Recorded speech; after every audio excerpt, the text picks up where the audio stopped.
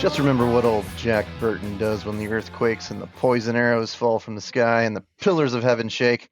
Yeah, Jack Burton just looks that big old storm right square in the eye and he says, "Give me your best shot, pal. Rabbit fighters can take it."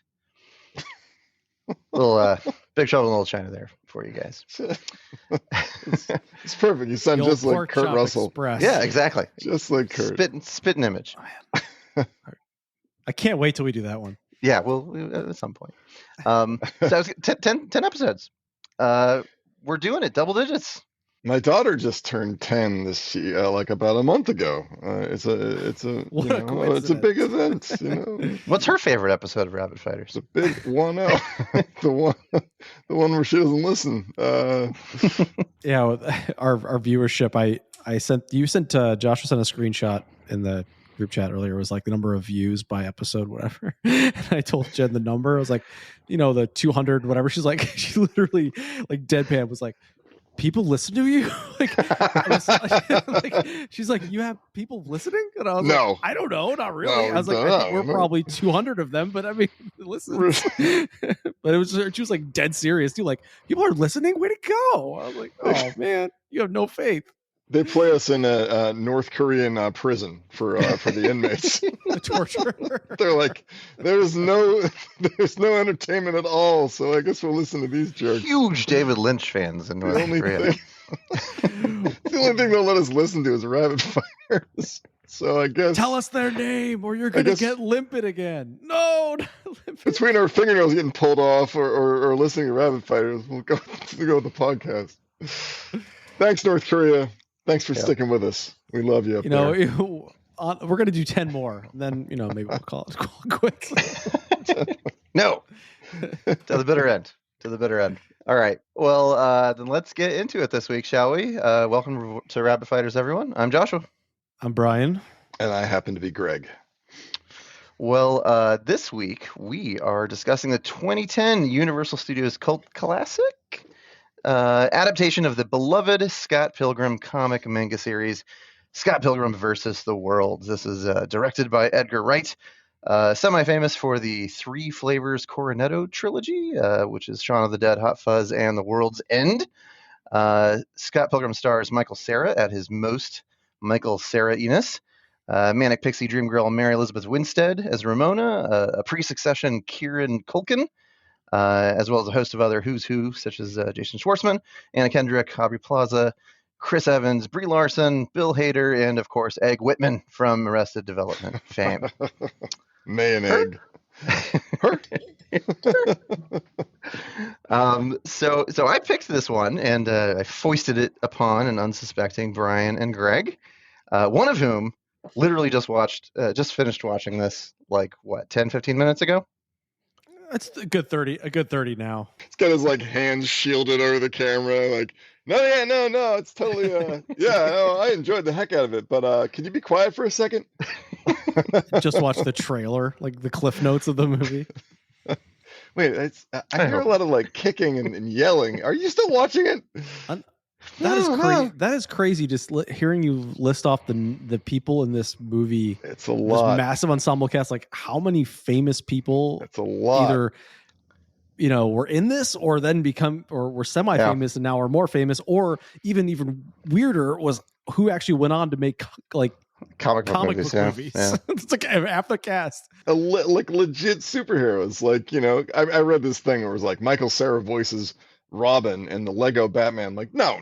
But Chris doesn't count. Chris Evans is the Human Torch and Captain America, an anchor for giant movies. Brie Larson's freaking Captain Marvel. And Brandon Routh is Superman. Yeah, he's friggin' Superman. I was like, Jesus Christ! I didn't even look that up beforehand, but as I was watching the movie, I was like, that one. There's another superhero. There's another superhero. What the fuck? And then they had all these references to where was Bill Hader in this? He was the voice. He was the voice, the narrator. Yeah, he's he's Bill Hadering up the voice. Yeah. Oh, I didn't even notice that. Yeah, it's a big famous cast. And they said that some of the people that auditioned for it also that didn't get in, the guy who plays the Winter Soldier, of the Bucky Barnes. Oh, really? guy. Yeah. Sebastian Stan. Bunch of other people. Yeah, Sebastian Stan, exactly. I didn't know that. Yeah. I like the Winter Soldier. Yeah, it's good. It's a It's cool good. Yeah, it is a cool character. Like We're just gonna go off on like the Captain. he gets more interesting as it goes along. Is what I was gonna. Like the Winter Soldier. You're like, he's just some clone and he just shoots stuff and he has no emotion. He's actually pretty cool. Yeah, he's not in this movie though. He's not, but he got rejected. But it is winter there, so in Toronto. In Canada, it is always winter. That's true. They just call them soldiers there. I think Chris Evans was already the Human Torch when they made this, wasn't he? Didn't he? Yeah, I think so. Hadn't he already done the Fantastic Four? Fantastic Four famously was. People try to forget that great, movie. so. Yeah, I know. Every Fantastic Four movie sucks. They do. They suck. I know. Because it's not a good comic. It sucks. Like no one likes the Fantastic. It's funny. I do the voice for the Thing in a comic series where he animates the actual panels. This guy I know he uses like not flash animation, but Photoshop or something to bring the panels to life, and he takes out the thought balloons and stuff, and we do voiceovers for it. That's a blast. My problem with the Fantastic Four movie is the Mr. Fantastic, the main guy, sucks. He's a fucking block of wood. He's just like a 2x4 with a Mr. Fantastic suit on, and like, how did this guy get cast with all the people that have charisma in Hollywood? Because there are, Hollywood isn't just a bunch of like pretty faces. Like some of those people are good. I mean, we're gonna get some serious hate mail from North Korea. Yeah, I know. I feel like it's the source material is pretty weak. It's like the Peanuts of the comic world. It's like it so kind of is, but so is Fantastic Spider-Man. Four. Spider-Man's got good movies. It matters who makes them, right? And who's in them. Yeah, but Spider-Man's cool. No one thinks the Fantastic Four is cool. I always thought Spider-Man was dorky when I was a kid because I would read the comics and stuff. I thought he was a dork until they did the black, oil Spider-Man, whatever, the evil. Greg, I know you're talking about. There's like a bizarro Peter Parker. There was one of them where phase where Peter Parker gets a suit dropped down from outer space or something, and it's all black, and he puts it on, and he looks badass. But then he's evil or something. Yeah, he looks like he's in Fallout Boy or something. And he just but it's like 100 times cooler than the regular Spider-Man suit, the dorky spider suit. We're talking about every movie besides the movie. That's because there's so many friggin' comic book people in this movie, and this was a fairly popular comic. I think I caught hold of it after maybe the second volume came out, and really fell in love with it. And just sort of read it as they came out. Had to wait for. It took a few years between volumes 3, 4, and 5, and 6 before it finally wrapped up the series. I want to say like the final volume came out right before the movie actually dropped, and I read that they were 2 episodes into the comic book series when they started writing the screenplay for this movie. So like, he was just fucking that starting. Conversation, yeah. British guy's like, I want to make a movie out of this, and he's like, I don't know, can I make the comics though? Like first, like he's like, sure, jump all over me, please. I know, sure, money, please. Is it going to be like Shaun of the Dead though? Because I want it to be different. What is the name of the? Shaun of the Dead was great. I never saw it. What is the name of that trilogy though? It was like the. Yeah, it's called the Coronetto trilogy. What the fuck does that mean? I believe it's a British ice cream. In each like of Van those Chalk movies, Straw? Yeah, like Shaun of the Dead, Hot Fuzz, and The World's End. Have you seen any of them? No, I haven't. Is it like the British like candy floss for cotton candy? No, I want to say it's like a drumstick or something. Yeah, okay. But it's like it's a different name for something that we have here. Neapolitan. Like Coronetto, like for it. Yeah, those 3 comedies. It sounds like a very highfalutin word for the. I mean, it's like a joke in and of itself because parody comedies. Yeah, the ice cream happens to be in all 3 movies, and so that's the only thing tying them together, and the director, and a lot of the same actors. But he was famous for Shaun of the Dead and Hot Fuzz. When he took on Scott Pilgrim, so I heard Shaun of the Dead is good. Shaun of the Dead is amazing. Yeah, Hot Fuzz doesn't look as good to me. I've seen clips of that. And I'm like, doesn't look as good, but it is also very good. Is it? Okay, all right. I'm skeptical, but I'll take your word for it, I guess. Okay, but we're not here to talk about Shaun of the Dead. We're talking about anything other than this fucking movie. Oh, Jesus, it's like herding cats here. 7 All right. evil So for co-hosts. anyone, someone want to explain to the audience, anyone wandering in, who like a child who's wandered into a movie, what is Scott Pilgrim versus the World about? All right, man. I'll take a crack at this because The floor recognizes Greg, who's going to talk about Scott Pilgrim Scott Pilgrim, and because I not something else. I didn't read the comic books or anything, so I came in. That's fine. That's fine. Super fresh. Okay, so there's this guy, and he isn't very good at stuff and at being a person. But like all these people are into him, especially really hot girls for some reason. And he's in a band which isn't very good, but sort of is, but they think that they're not good. So he's dating a high school girl, and everyone makes fun of him for it. And he like seems to not respect her. And then he sees a girl with pink hair, and his life changes because he sees a girl with pink hair in Toronto, and he decides that this is his destiny. He totally botches it, talking about Pac-Man and then ordering a package on Amazon to try to like stalk her. But she's like, I'll date you if you sign for this package. And so then they fall for each other somehow in like 6 minutes. And and then she just like lays on him without him knowing that she has 7 evil exes out there. I don't want to say ex-boyfriends. Yeah, that's a running gag through it. Who are out there, and he has to fight them all to win her heart, the manic pixie dream girl's heart. And they come in very unexpectedly when he's playing music or hanging out, and they strike with ferocity, and somehow this schlub knows karate and how to like make all these moves, and he defeats all these like really, really amped up psycho people who jump out of nowhere. And then he gets more and more kind of sad about having to get the crap beaten out of him as the movie goes on. He gets a little dickish about it. Manic Pixie Dream Girl gets a little pissed about him getting dickish about it. They sort of kind of break up. But then at the very end, the horrible sword fighting thing happens, and she walks off to go on her life without a man, and then decides at the last second, I guess Michael Cera will do. And they walk off together. I think it's also important to note that as these battles are happening, the whole movie turns into essentially a video game. So yeah, it's a video game. It turns into this weird video game slash turns into like a video game slash comic book, action sequence. And, that's... And when he defeats an X... Millennials go wild. I don't know. When he defeats an X, the X turns into Canadian loonies. It turns into coins. By the way... I read that they're loonies. The Canadian dollar. Is that what it's called? Yeah, they're called loonies because they have a loon. They have a loon printed on the it has a loon on it, and so they call it Canada. God bless Canada. I get it from the gaming perspective of like when he beats an X, they turn into coins like Sonic or whatever, Mario, whatever. But then he collects the points, but they're not worth anything. Does he? They're not worth. They're worth nothing.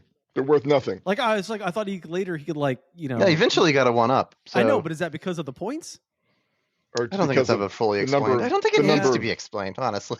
I think it's the number of testicular. I clearly wondered about it, so someone should explain. It's the number of testicular kicks that he delivers. Then you get an extra life for 20 testicular kicks. I mean, if you're gonna go the video game route, you better make it serious. I don't know.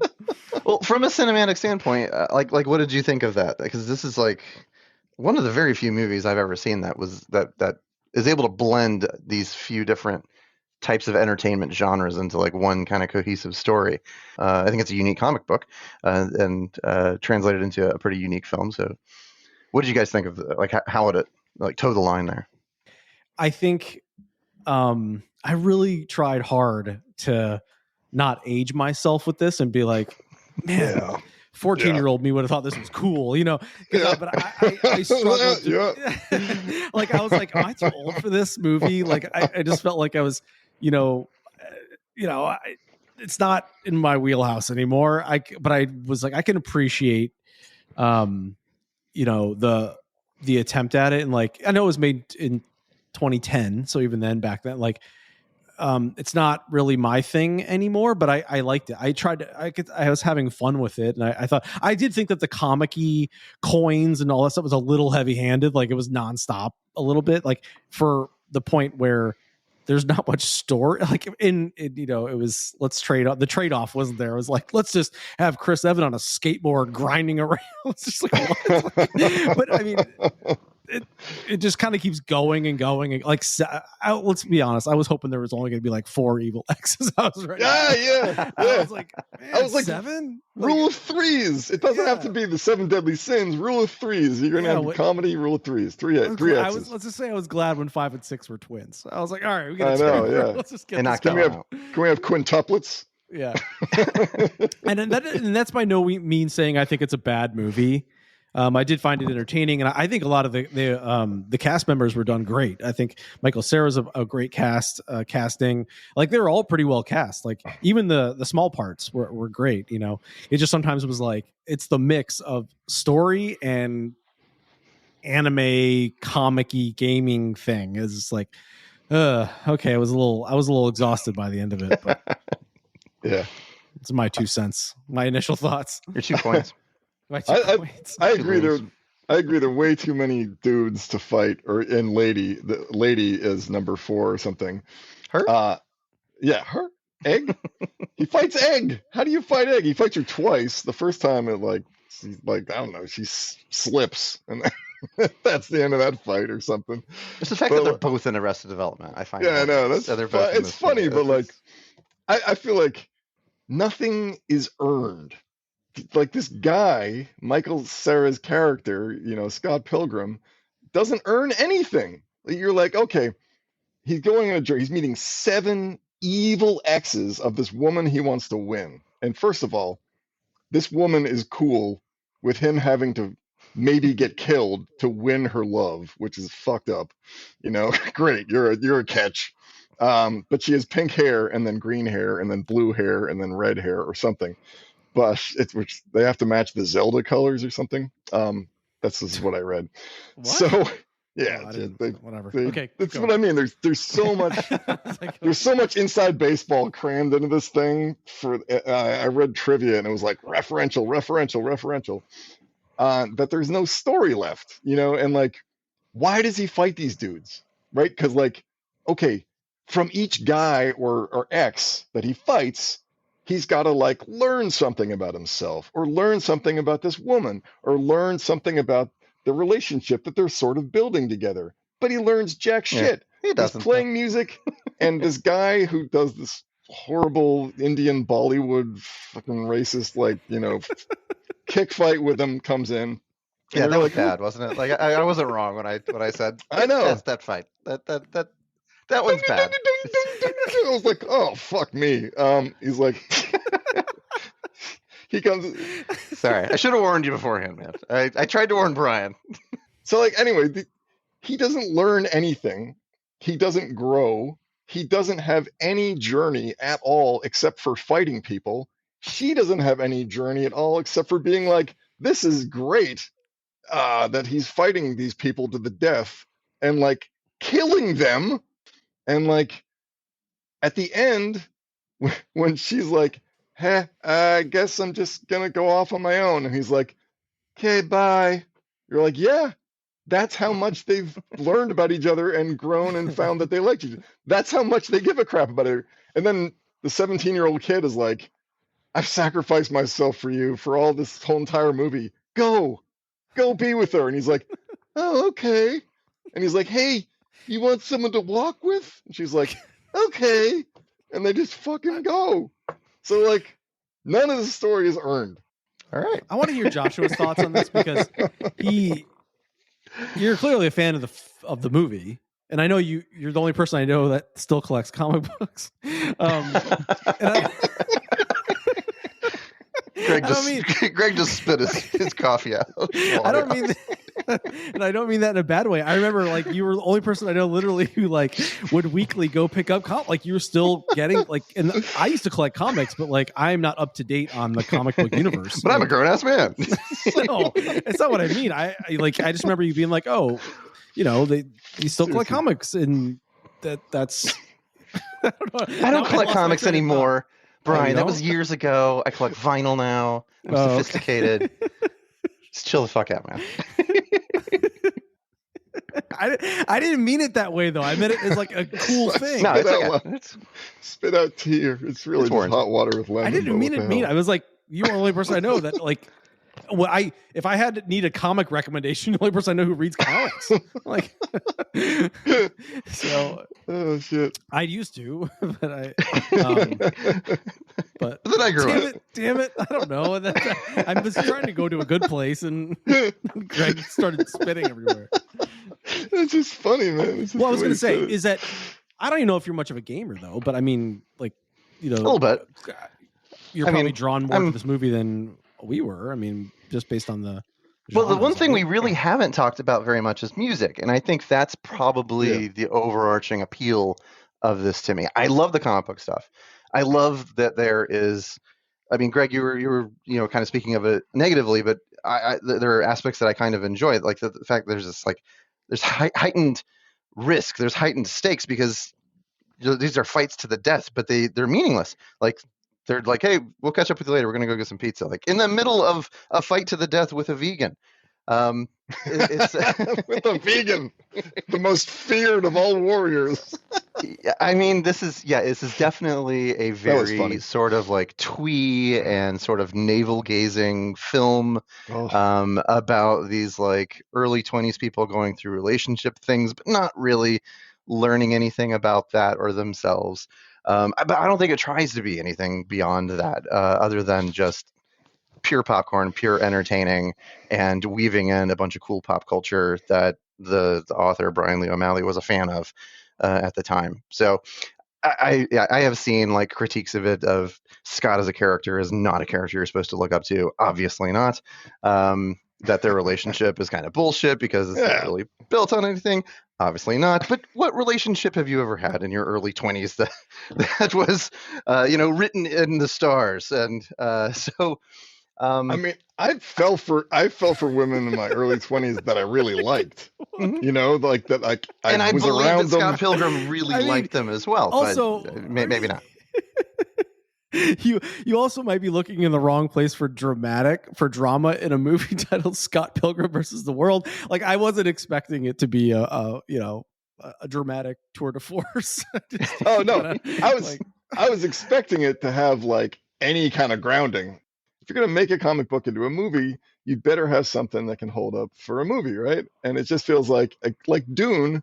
It feels like they crammed an entire series into this one movie, and it was too much. It was too much.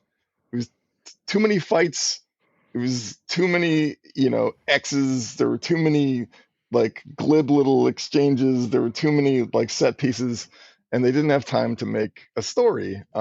So yeah, I wasn't expecting The Godfather, but I was like, this relationship, which is the center of the movie, is bullshit. It's a bullshit relationship. It isn't one. I mean, to your point though, Joshua, I didn't really. I mean, you didn't dig the music? Music? What? What music? It was just whose music? Like the score or the band? I like the music. Yeah. All of it. The score. They're like the soundtrack. There are plenty of great songs in there. There's some T-Rex. Who do we got? We got Crash and the Boys. All of that was done by Broken Social Scene. Some Rolling Stones in there. Beck did all the Metric. Sex Bomb. Yeah, stuff. there's a Frank Black song in there, and then Beck wrote all of the Sex Bomb songs and performed some of it too, I guess. Yeah, near the end. All the people who played instruments in the band had to learn those instruments, as well as had to learn Michael how to fight. Cera. He already knew how to play bass. So, Sarah had they said he had to dumb it down to make himself look bad next to the people more who didn't know amateurish. shit. Yeah. Well, the music I think inspired a lot of the actual writing of it. At the end of several of the comic books, he put in a playlist of like songs that inspired him while he was writing it.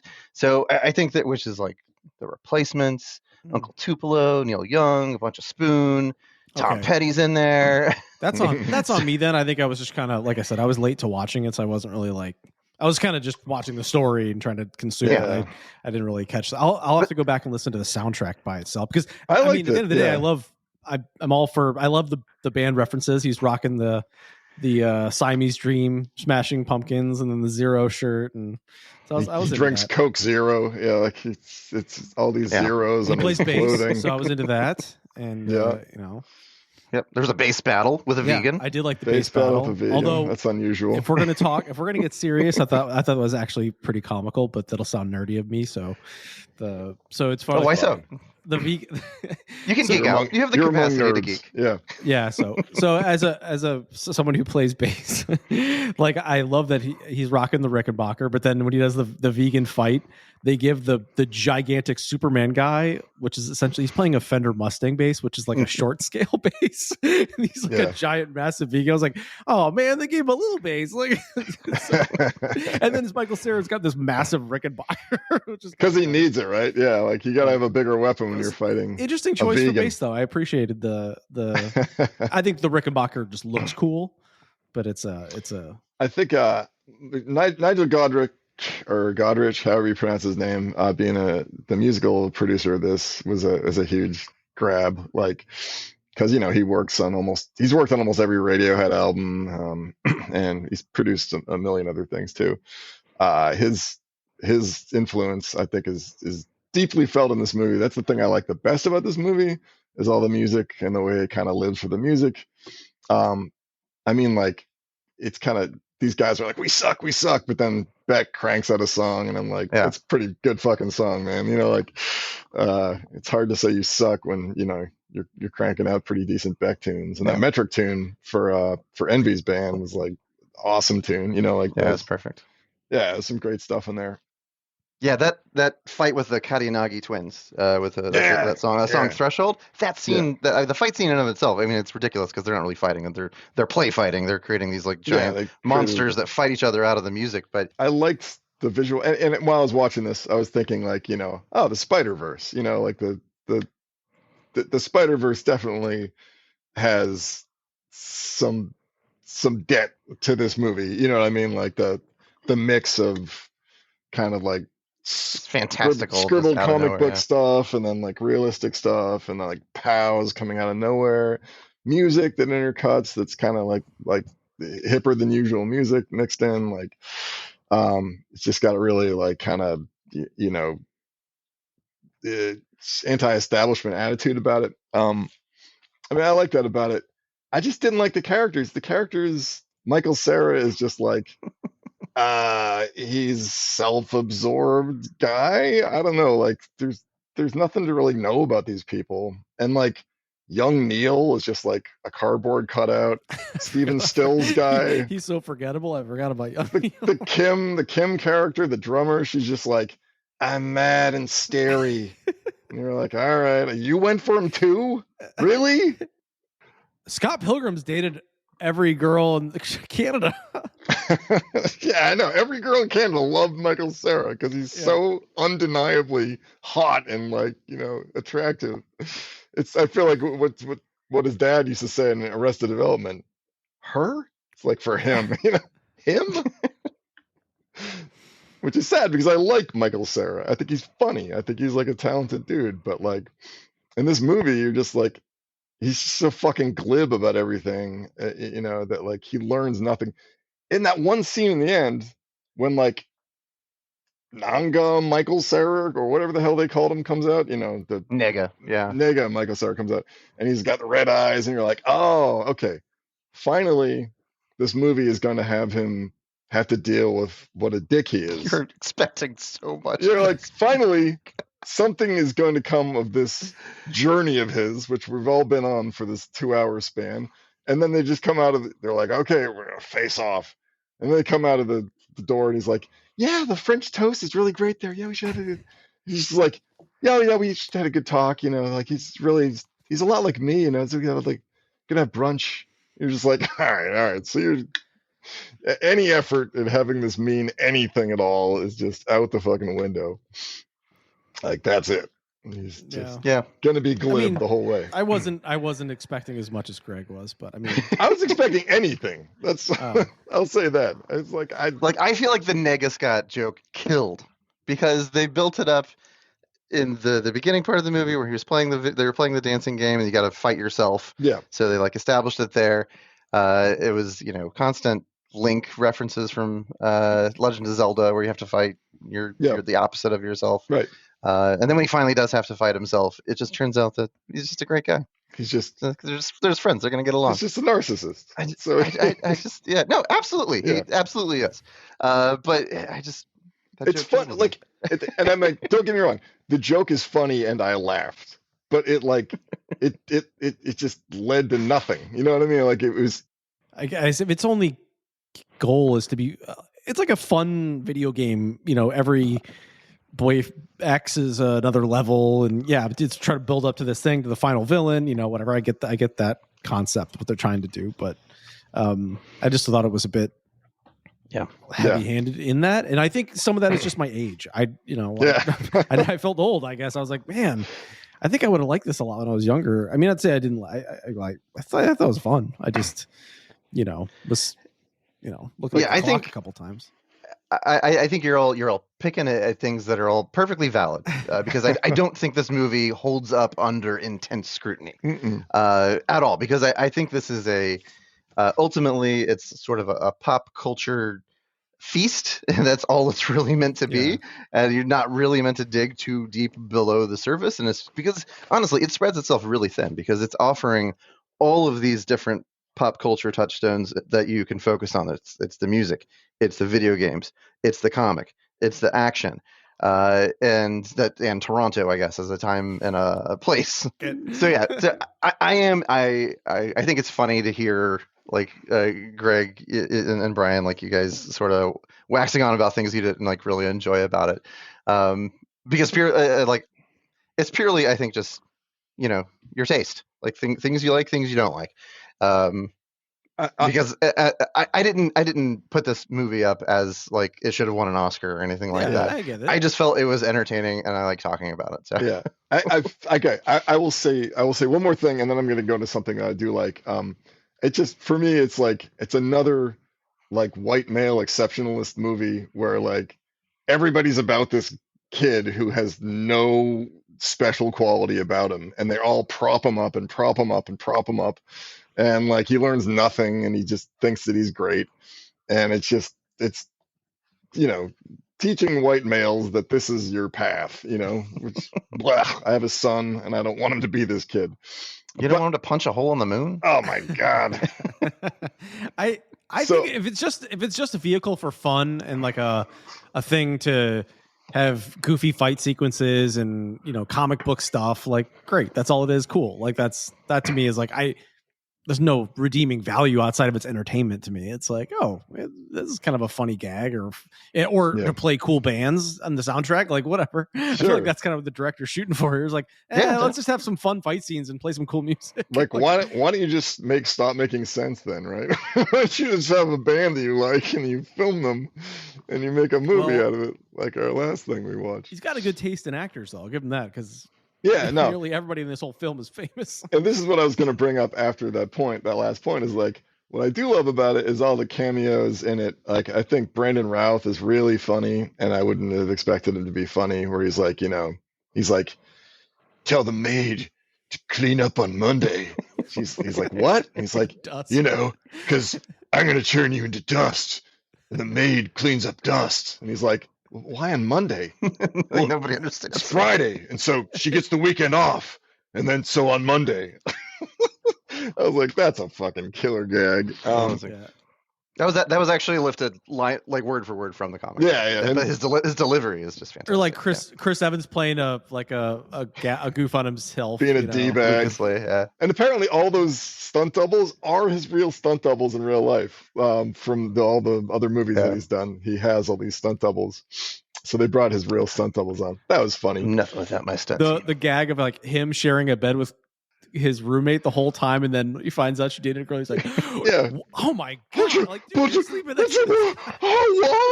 you're like, dude, yeah, okay, like, it's, you're supposed to be this open-minded, like, millennial superhero, but like, no, but yeah, like, she's funny, Mae Whitman's funny as the scorned ex. Yeah. But who's criminally underused in this is Anna Kendrick. Anna Kendrick is fucking awesome. Like, I've seen her and all kinds of stuff. She's legitimately funny. She can like sing. She can do all kinds of stuff. And like I've seen her carry movies, and like they give her these little scenes. I'm like, use her more. Use Anna Kendrick more.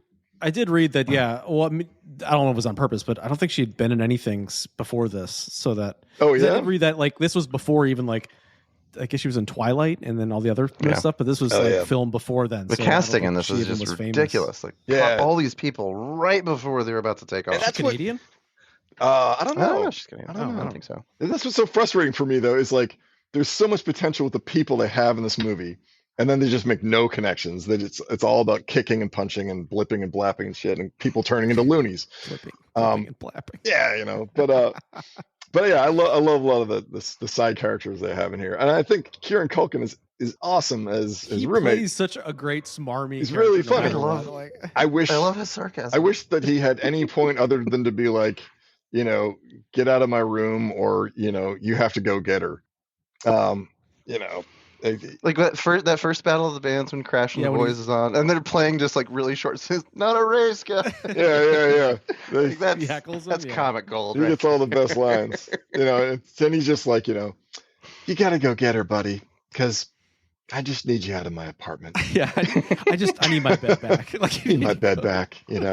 Just and the running gag where he texts his sister all the time. Yeah, that's funny. That's funny. How do you do that? Yeah, this movie it's funny. It's got good music. It's got a bunch of things going for it. I'm not like trashing out this movie, but it's just not the story. It just could have been more. Like it has all the ingredients for something great, and then it's something like mediocre. Like.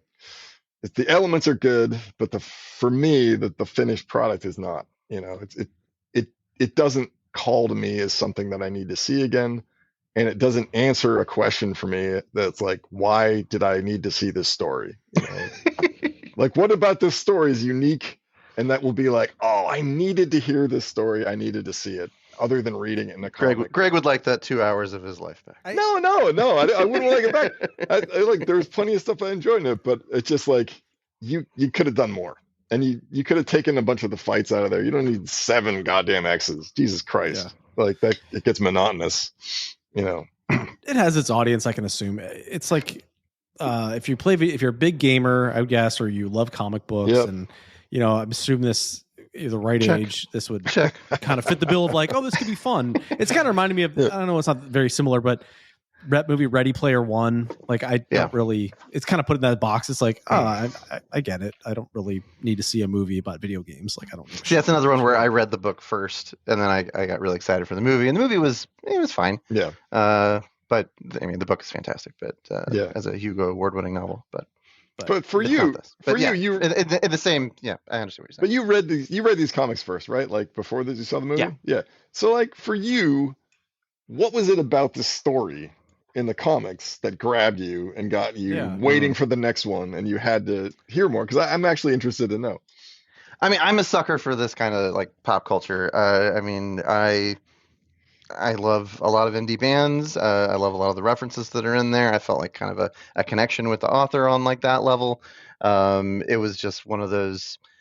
It's also, I think, maybe a touch of narcissism, because unlike where you don't want to watch a movie about what it was like in your 20s, I do have some sort of it pulls in this feeling of nostalgia from like my freshman year of college, because I feel like I was very much like just all about going to see in bands, having a good time, girls, just the like very like a less cool Scott Pilgrim who couldn't, kung fu fight and wasn't in a band. Well, I don't think Scott Pilgrim is very cool, so you're probably cooler than him.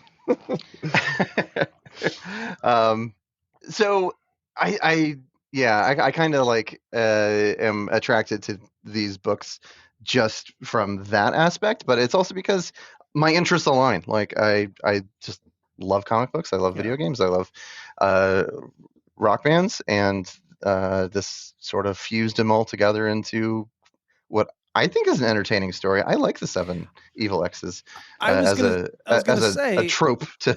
I was going to say, but from looking at it from a comic book perspective, or a graphic novel, whatever storyline, like it's a fun premise. Like, in a comic book way. Like, the character is in a band and he has to fight these exes. Like, I can easily see that being like a cool comic book story in comic form. Does it need to be made into I don't know if it translates as well as into a movie. Like, but I feel like in comics, like, I guess you could say this in movies too, but I feel like in the comic world, you can definitely suspend disbelief and just kind of go with whatever, and things are more, people crazy. die and then they come back. Yeah, and it's like, like, it's comic stories are yeah. crazy. Turn it to quarters. Yeah. So, all the things that Greg was saying earlier, that story, like all that kind of does. I mean, great comics do have these arcs and stuff into them that people love, but they can also just be very fantastical and goofy and just fun stories. And you're like, okay, that's all that was. That was fun. It was short lived. And so, but then you try to turn it into a movie with people and real people and actors. And you're just like, all right. Like, they're flying around and shit. And it's like, okay, I don't know. It's the kind of premise that pitches well. You're like, there's this kid and he meets this girl and she has 7 evil exes and he has to battle each of them like it's a video game to get the girl. And then someone's like, yeah, that's a movie. But only 2 of them had been written when the pitch was successfully made. So but you got a point there. But there's like, he's fighting the guy, her 7th grade boyfriend. Like, really? Her 7th grade boyfriend? They're only like 22. Come in and try to kill him. It's silly. It's ridiculous. It's comic. They're not really dying. That's the thing. I know, Jason but like the final boss battle, Jason Schwartzman, right before he goes out, his big thing was, do you know how long it took me to get the League of Evil Exes together? 2 hours. It was funny. Him into oblivion. Jason Schwartzman's funny in this too. Like, he's supposed to be ridiculous. He's a good like funny side character. He just plays a big d-bag. And he's smarmy as hell and just enjoying the hell out of playing that role. It's it's just a fun cameo. Can I be honest with you guys? I think I'd have been more interested in playing bass in the band than chasing Ramona. She didn't seem that cool. I don't know. I'd have been like, you seem like a lot of work. There's all these fucking exes. Like, I'm just gonna go jam. Like, I don't know, man. It's just a lot of work. Fighting people and shit. I can get the ladies in Canada. Look at all my exes. Like, I don't really need you, Ramona. Well, apparently, if Michael Cera is like the king of Canada, then I think you would have cleaned up there, Brian. You should have been just fine. I would have stuck with a drummer. I'd been like Alison Pill. She's cute. Yeah, she can drum. She's I like Kim. Kim is a character. He broke her heart too somehow. She had freckles. She had freckles. In that sense, you get 2 things at once. You get to hang with her, and she's also already in the band that you're in. So it's like a win. You don't have to fight anybody. Yeah, and I guess that one of the little inside things they had was, for some reason, every drummer in every band in the movie was female. So that was like one of the things. Even that one band that had like a 5-year-old. Yeah. Crashing the Boys. She's got a girl drummer too. I hate her. I did like when she's playing, she looks over and that little girl's looking at her, like staring her down. Crashing the Boys. Is that what it's called? That's Crashing the Boys. Yeah. I think that's Broken Social Scene. Wrote the 5-second songs or 4-second songs. Mm-hmm. So sad. That's the song. Fucking great. Have you seen this movie a lot? I've seen it a few times. Probably upwards of 5 or 6. I have not yet taken the time to sit down and watch the anime that just came out on Netflix. Yeah. I watched the first episode, and it was good. But then I've had a lot of other stuff going on in my life these days, and I haven't really made time to sit down and. I did read the thing you just mentioned where all the bands were sort of representative of real bands. Then who was the Sex Bomb supposed to be? When he wrote them, he wrote them with somebody in mind. I don't know who the Sex Bomb was supposed to be. Oh, I don't think there was supposed to be anyone. But what Joshua was saying was like, Broken Social Scene wrote the songs for Crash and the Boys. Beck wrote the songs for Sex Bomb. Okay. I thought you were saying they were. Metric wrote the songs for Ivy's band, whatever they were called. The Clash at Demon Head. The Clash at Demon Head, yeah.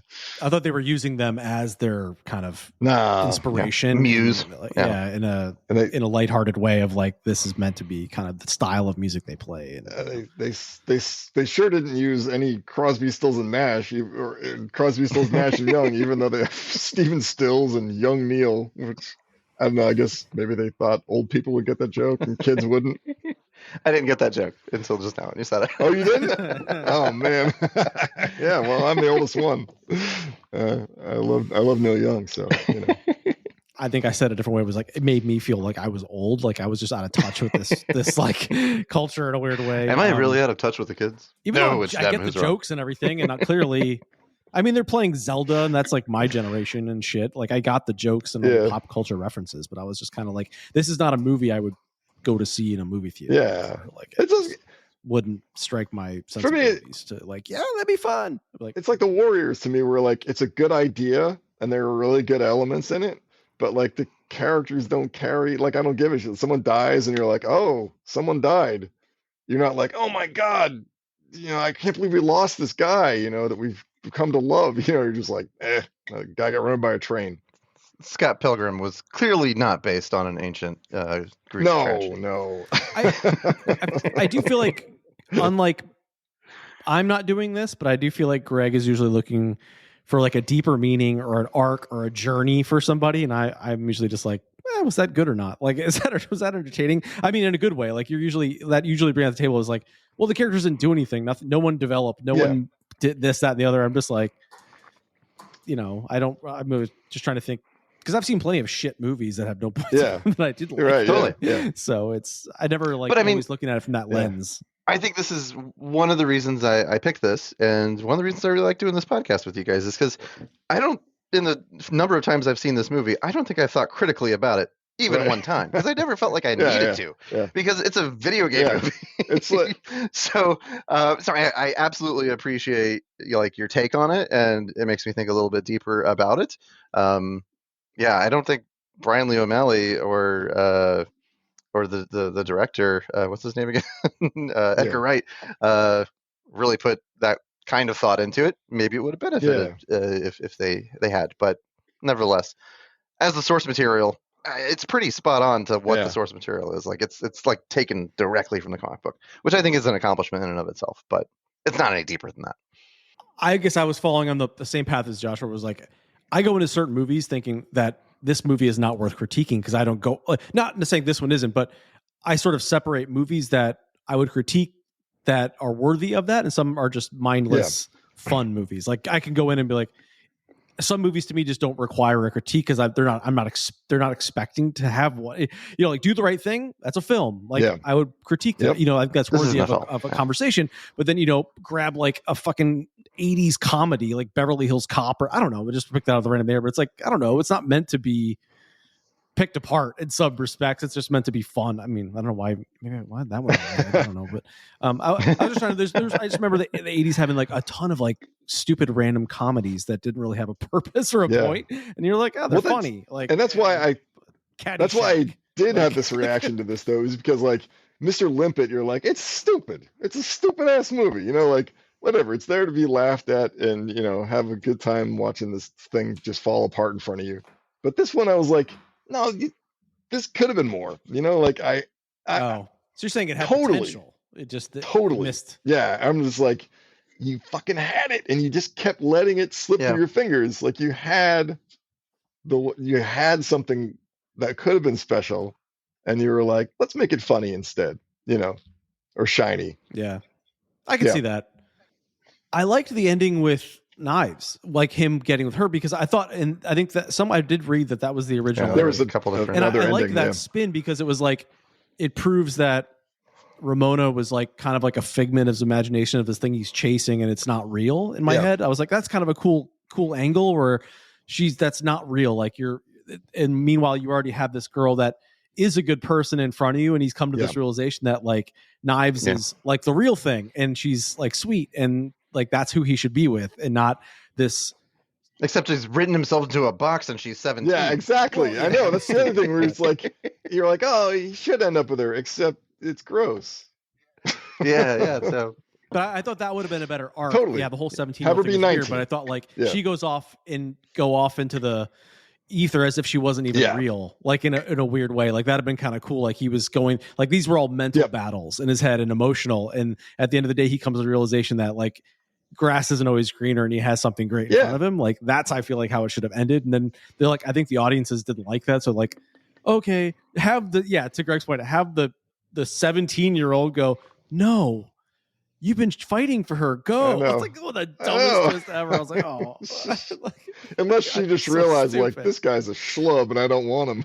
It's also it's like, let's make the 17-year-old the most mature person in the movie. And then it's so stupid. It is. Oh, Christ. All right. Yeah. Well, it's he's regretting this pick. Time. No, not at all. It was entertaining. That's just like Scott Pilgrim. It was just supposed to be entertaining. Yeah.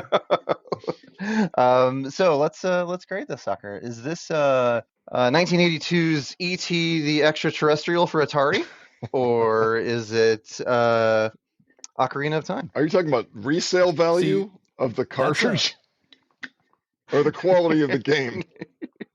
Quality of the game. Because the ET cartridge is worth $1 jillion. One's bad. One is good. Because there's like 3 of them in existence. All right, so ET bad. The other one that I don't know what it is good. Ocarina of Time. Ocarina of Time is my favorite video game of all time. There you go. I finally did a rating system Brian accepts. That Brian likes. That's good. It is the greatest. You're on thin ice right now. It's a good thing. I want your gun and your badge on my desk. Are you positive there was an ET Atari there video was. game? Yep, 1982. They dumped them in a landfill. Like, they were so bad. People are searching through this landfill to try to find them because they're worth so much. It's bizarre. Oh. I don't remember. I remember having our house having Atari. I don't remember ET, though. I think we had that game.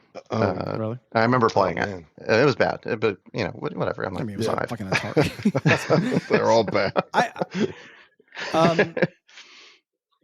So let's rate it. I don't want to get. Is there one in the middle? Like, what's a middle game? Like Double Dragon? I feel like that's Bad Dudes. Let's do Bad Dudes, which is the Double Dragon ripoff. Yeah, the shitty version of Double Rampage. Dragon. Bad Dudes.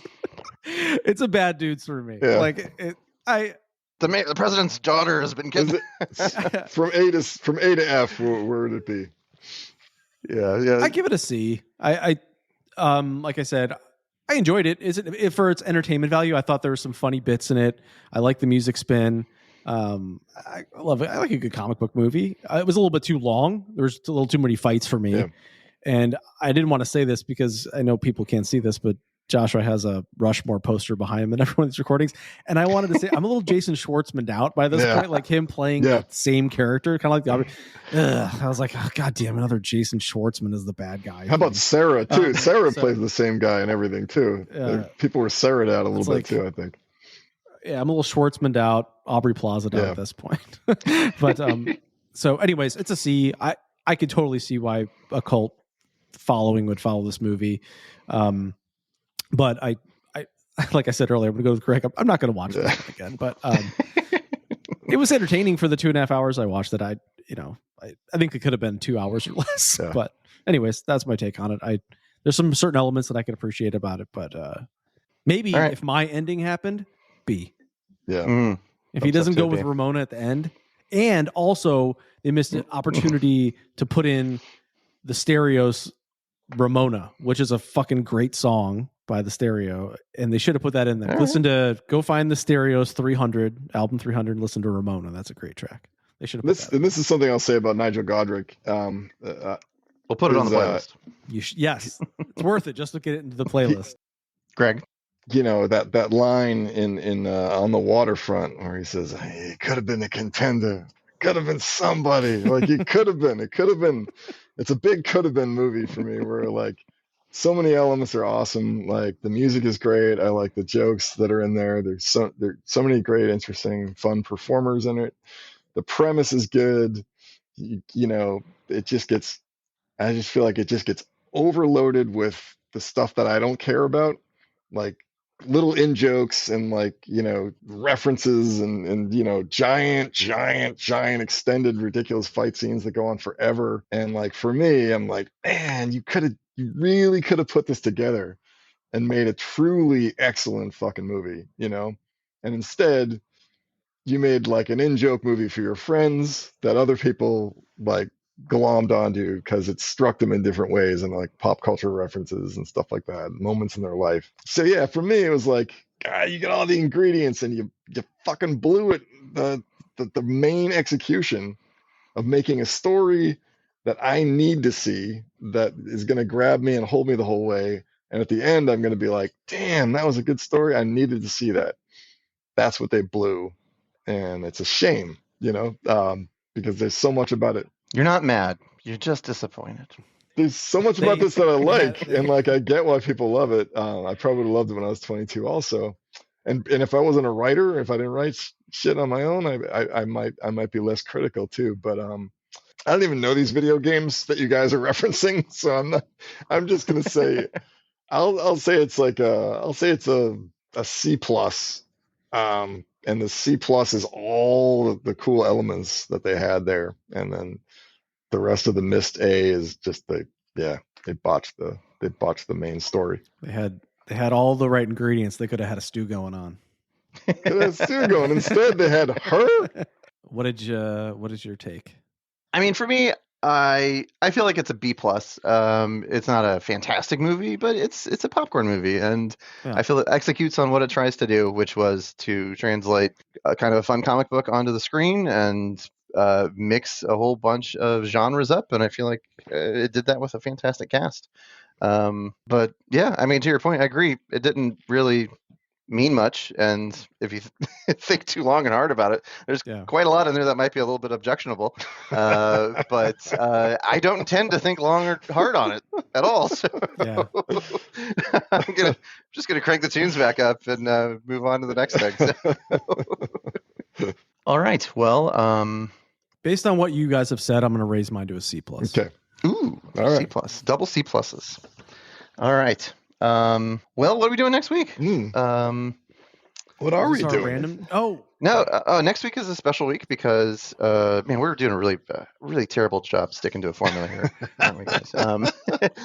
It is nearing the end of the year, so it's the holiday season. So I think we decided we wanted to throw at least one holiday movie into the mix, and one that I think not all of us had seen was there's a bunch was Scrooged. Yeah. The 1988 or 89 Richard Donner Lethal film, Weapon. Scrooged. Yeah, Lethal Weapon. He made this between Lethal Weapons 2 and 3, or maybe 1 and 2. Oh yeah. Didn't he also do the Goonies? Yeah, he did Goonies. He did a lot of stuff, man, especially in the 80s. Tales from the Crypt. Dick Donner. I know it's a spin on a Christmas Carol, which I'll admit I don't really like. The source material. Yeah, okay. Yeah, I like that one. Yeah. Greg, have you seen that? I'm interested to see it though, because I don't know. I've not seen Scrooged. I have seen many different iterations of Christmas Carol, which I actually do really like. I think the Dickens novel is really good. And like the George C. Scott one is good. The Muppet one is good. Michael Caine kills it as Scrooge. I'm just gonna watch the Muppet. Yeah, we'll just pass it off and see if we can just. Well, just like Michael Cera is at his most Michael Cera-iness in Scott Pilgrim, I think Bill Murray is at his most Bill Murray. Oh, really? In Scrooged. I think you'll like it. Maybe you won't. I don't know, but it's sort of a classic. It's not. I mean, it's like a dark holiday classic. But so we'll be talking about that next week. All right. Yeah, I can't. I'm excited to watch that one. Just I can't. From the trailer, I'm like, am I gonna hate this? But it looks campy, but I can totally see what you're saying. Like, I can see Bill Murray kind of going to the dark place in it. Oh, so he's hamming it up the whole movie. Like, I hope it's. They were just like, have some Coke and go for it. He's Bill. like, I'm way ahead of you. I had Coke for breakfast and lunch. That's why I'm 9 hours late to the fucking set. All the snow on set is just throw an ashtray at someone's head. Yeah, right. Yeah. All right. Well, see you next week. Ciao. Knives, ciao. Damn it.